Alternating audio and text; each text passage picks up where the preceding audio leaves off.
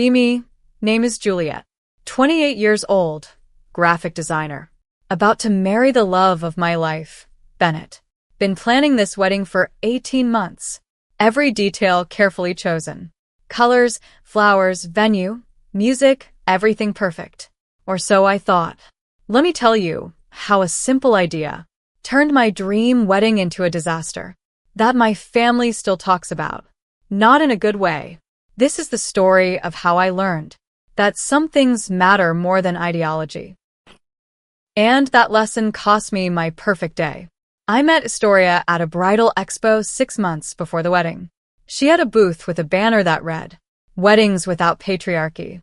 Her whole pitch was about reimagining ceremonies, removing outdated traditions that centered men, creating celebrations that reflected modern values. I was intrigued immediately. Bennett and I considered ourselves progressive. We split chores equally, both had careers. Believed in partnership, not traditional roles. Astoria's ideas sounded perfect for us. We hired her on the spot. She was expensive, but promised a unique experience. Something our guests would never forget. She was right about that part, just not in the way she intended. First few months of planning were exciting. Astoria had creative ideas about decor, the ceremony structure, the music choices. Everything felt fresh and modern. Then she brought up the bridal party. She asked why we needed groomsmen at all. I hadn't really thought about it. Bennett had asked his 4 closest friends. Declan, his best friend since childhood. Marcus, his college roommate. Jason, his work buddy. Tyler, his younger brother. Standard wedding party stuff. Astoria had other ideas. She explained that groomsmen represented an outdated tradition rooted in property transfer. Men literally guarding the bride as an asset, escorting her from father to husband. Like livestock being handed over. I had never thought of it that way. She suggested we eliminate groomsmen entirely, replace them with what she called community support coordinators, people aligned with our values, who would ensure the day reflected our beliefs, not just friends doing traditional roles. Bennett was hesitant when I brought it up. He had already asked his friends. They had already rented tuxedos. He didn't want to uninvite them. I assured him they could still attend as guests, just not in the official wedding party. The conversation did not go well. Declan especially was confused and hurt. He had been planning the bachelor party for months, had written a best man speech. Now he was just a regular guest. He asked what he had done wrong. I tried to explain it wasn't personal. It was about reimagining traditions, creating something more meaningful. He looked at me like I was speaking another language. Bennett smoothed things over as best he could, but I could tell his friends were upset. They came to the wedding anyway, sat in the back, barely talked to us. That should have been my first warning sign. Astoria replaced the groomsmen with her people. 4 activists from her network. Sage, River, Indigo, and Moss. Yes, those were their actual names. They were passionate about social justice, had attended protests together, organized events. Astoria said they would bring intentionality to every aspect of the ceremony. I met them once before the wedding. They seemed nice enough. Talked a lot about deconstructing traditions, centering marginalized voices, creating inclusive spaces. I nodded along and felt progressive, like I was doing something meaningful, beyond just having a party. The wedding was scheduled for outdoor venue, beautiful garden estate outside the city. We had rented a large tent for the reception, stage for the band, dance floor, heavy oak tables for dinner, industrial sound equipment, lighting rigs, the whole production. All of this required setup on the day, moving heavy things into place. Physical labor that someone had to do. In traditional weddings, guess who handles this? Groomsmen arrive early.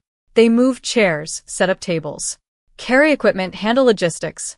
It's unglamorous work, but essential. Nobody thinks about it because it just gets done. I certainly hadn't thought about it. Neither had Astoria, apparently. Morning of the wedding arrived. I was at the hotel getting hair and makeup done. Camille, my maid of honor, was with me. Everything seemed perfect. Then my phone started blowing up. The venue coordinator was calling. Then Astoria was calling. Then Bennett was calling. Something was very wrong. I answered Bennett's call first. He sounded stressed in a way I'd never heard. The setup wasn't happening. Nobody was moving the equipment. The tent company had delivered everything, but it was all just sitting there, in the parking lot, in piles. Apparently, the community support coordinators had arrived on time, but they had different ideas about their role. Sage had announced that physical labor was a form of gendered expectation, that they hadn't agreed to do men's work. They were there for emotional and ideological support, not to carry tables. River was busy rewriting the seating chart to ensure it reflected proper inclusivity principles. Indigo was having a discussion with the florist about the colonial implications of imported roses. Moss was live tweeting about dismantling wedding traditions from the parking lot, while the sound equipment sat in the grass, getting rained on. Yes, it had started to rain. Light drizzle, but enough to damage electronics. Thousands of dollars of rented equipment just sitting there getting wet, because nobody would move it under the tent. Bennett tried to handle it himself, but he was one person against mountains of stuff. Heavy oak tables that needed 4 people to lift. A stage that came in sections weighing hundreds of pounds. Industrial speakers the size of refrigerators. He called Declan, asked if he and the other guys could help. Declan's response still haunts me. He said, and I quote, "You told us we weren't needed. You said our roles were outdated, so we're just guests now. Guests don't do setup." Then he hung up. I can't even blame him, honestly. We had specifically told him his help wasn't wanted. His traditional role was problematic. And now we were asking for exactly that help. The irony was not lost on anyone. I rushed to the venue still in my robe. Hair half done, makeup incomplete. Found absolute chaos. The flower delivery truck was still fully loaded, because the team was debating whether unloading constituted a form of exploitative labor. The chairs for the ceremony were still stacked. Nobody had arranged them. The arch was leaning dangerously, not properly secured, and Astoria was nowhere to be found. I finally located her in the bridal suite. She was on a video call, discussing the wedding for some podcast about alternative ceremony practices. I interrupted, asked what was happening. She seemed confused by my panic. "The team is processing their roles," she said. "We can't force gendered labor expectations on them. That would undermine the whole point." I stared at her in disbelief. My wedding was falling apart, and she was doing a podcast interview. I asked who was going to set up the reception. She suggested we could collectively problem solve, or maybe reframe our expectations. Perhaps a simplified aesthetic was more authentic anyway. I started crying. Not cute bridal tears. Ugly sobbing in my bathrobe. Mascara running down my face. This was not how this day was supposed to go. Bennett found me like that. He had been trying to move stuff himself. His tuxedo shirt was soaked with sweat and rain. He looked exhausted and frustrated. And it was only 11 in the morning. The ceremony was scheduled for 2. We had 3 hours to somehow salvage this. Bennett made a decision that saved what was left. He called his father, Theodore. A practical man who had built his own business. Not ideological, just competent. Theodore arrived with Bennett's uncles and cousins. Men who didn't care about gender theory. Just saw a problem that needed solving. They moved in like a construction crew. Suddenly tables were going up. Chairs were being arranged. Equipment was getting moved under cover. The sound system was being dried off and tested. They did in 2 hours what should have been done in 4. Not because they were men, but because they were willing to do the work. While others were debating whether work was oppressive, the community support coordinators watched this happen. Sage made comments about masculine energy taking over. River Live tweeted about witnessing patriarchal rescue narratives. Indigo wrote something about the problematic nature of competence. Even when it was obvious the wedding would fail without intervention, they maintained their ideological position to the absolute end. The ceremony happened. 2 hours late, but it happened.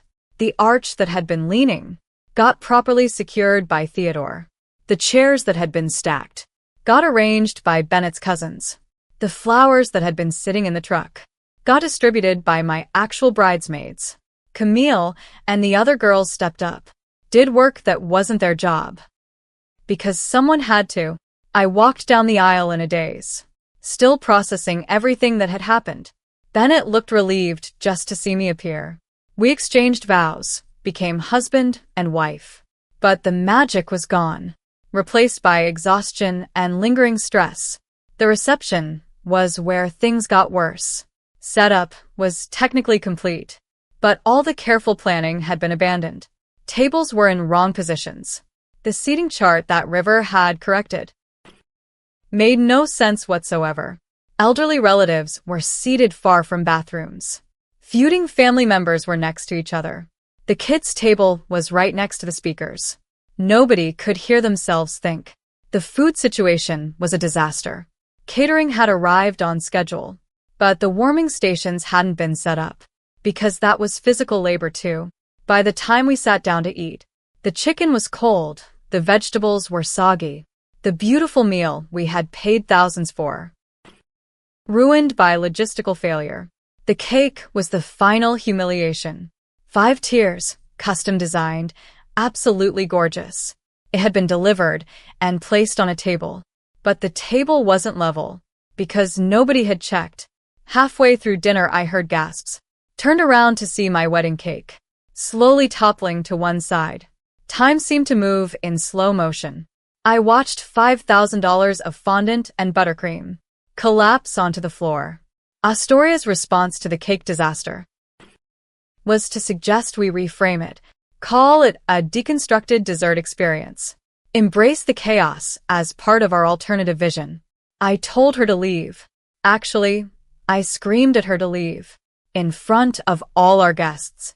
Not my proudest moment, but I had reached my absolute limit.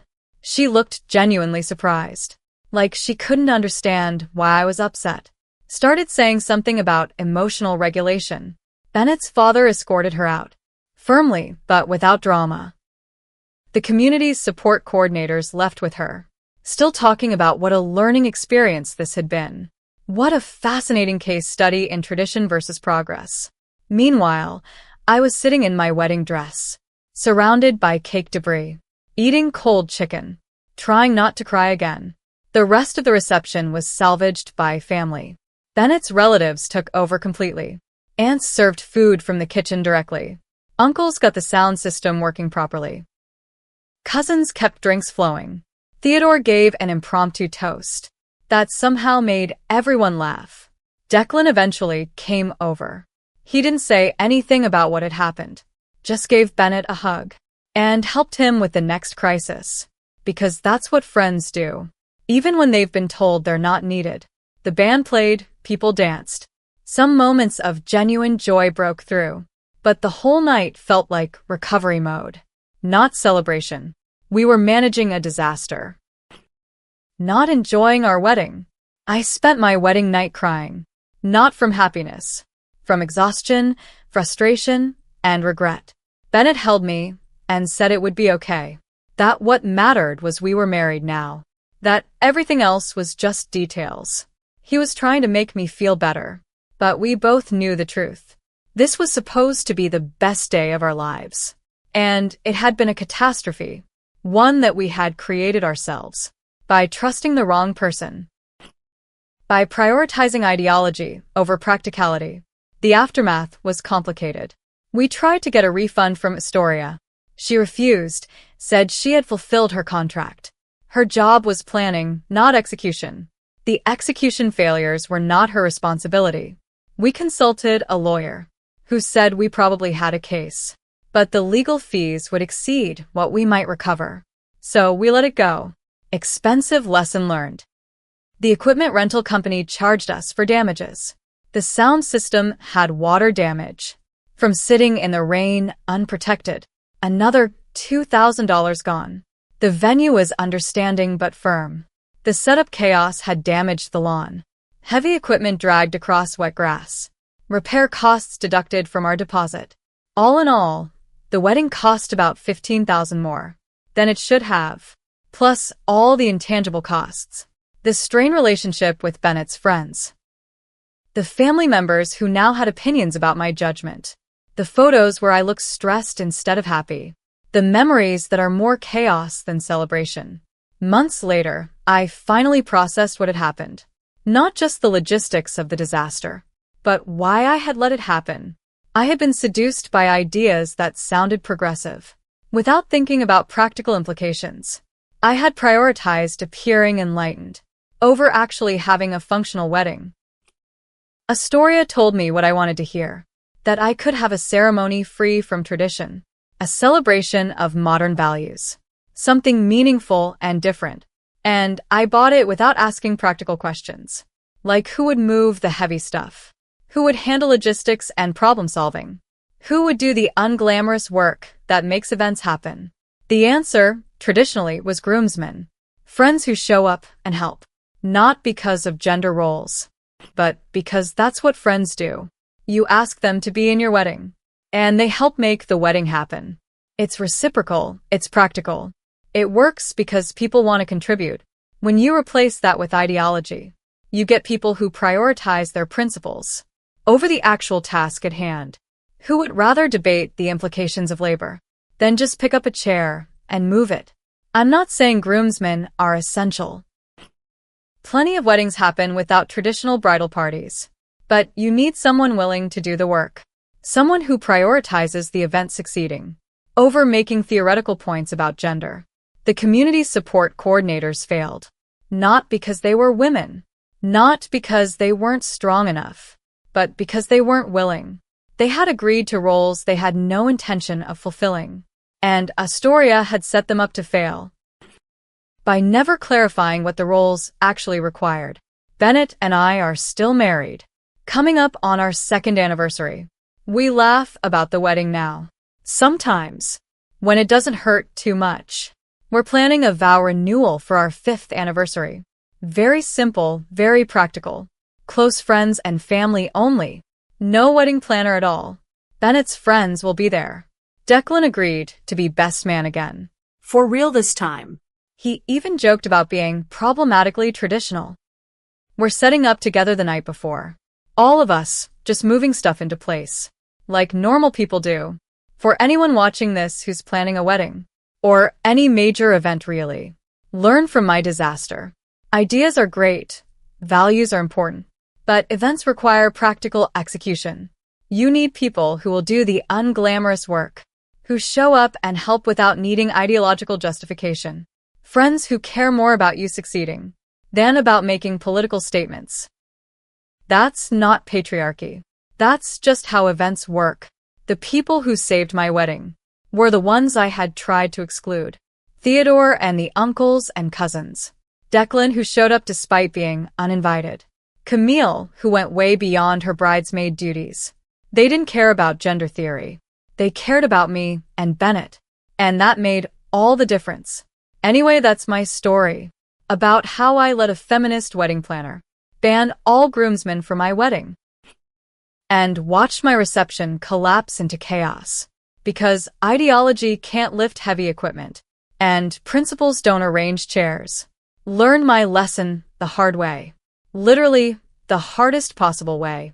On what was supposed to be the best day of my life. Still married, though. So, at least that part worked out.